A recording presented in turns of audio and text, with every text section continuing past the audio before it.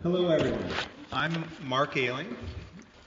We're sitting here at the ArtsXchange, and I have to say, I've seen a number of shows come through here, and this gallery, this space, this location has been a pet project of mine for the past few years, and I have been incredibly excited to see this show in here.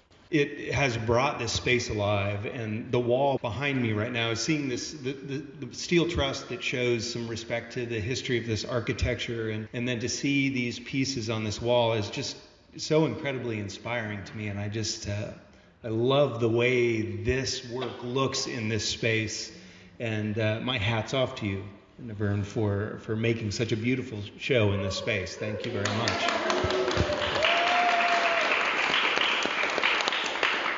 I thought what we do is talk a little bit chronologically about how you ended up here, and then we can talk a little bit about the work, and then the last portion here we'll open it up to questions from the audience. You did me the favor of sending me the article that was in the Catalyst. I don't know if any of you saw that article. It was a really nice article. They did a good job. I found some inspiration in that, but I know that Diane Bailey Morton, who pulled this show together, she had told me some tidbits of some history that you had shared with her that I thought was really, really intriguing, and was hoping that you might share some of that with us. So my first question for you is just basically your background, where you grew up, how you found your way to St. Pete, if you wouldn't mind just talking a little bit about your, how you grew up. I was born in New York, and my father had a butcher shop there. All my grandparents were immigrants from Norway and Germany, respectively.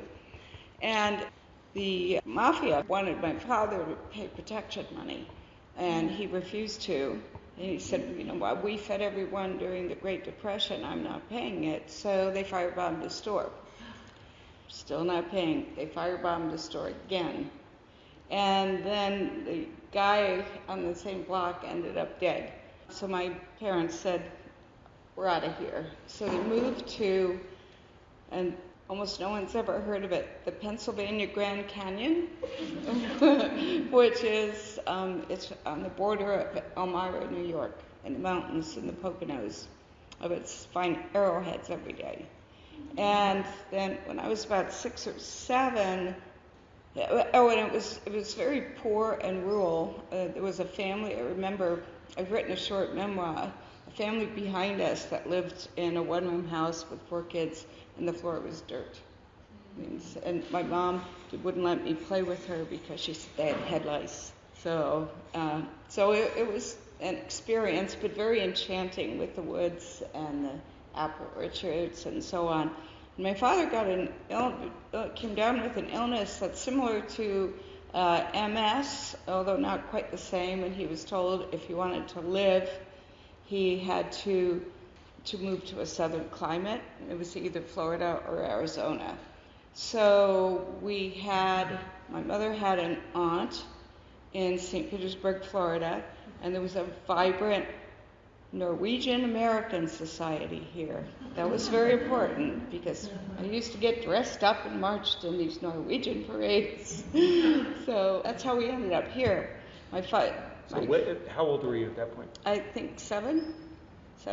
I remember my first memory, which has made me love the South so much and is indelible, is we didn't have any money because we had to leave suddenly. My father was a senior citizen when I was born, and I had a younger sister. So I remember sleeping the first night on the trip, the 3 girls and my parents, in a cemetery in South Carolina. But we pulled in there in the dark and slept in the car. And I woke up, and there's live oaks and Spanish moss and the mist that's unique to the South, and I'm like, whoa, you're not in Kansas anymore. And just kind of, that was my first memory, and it stayed with me forever and made me a great lover of the American South. So they moved here, and that's how I ended up in St. Pete.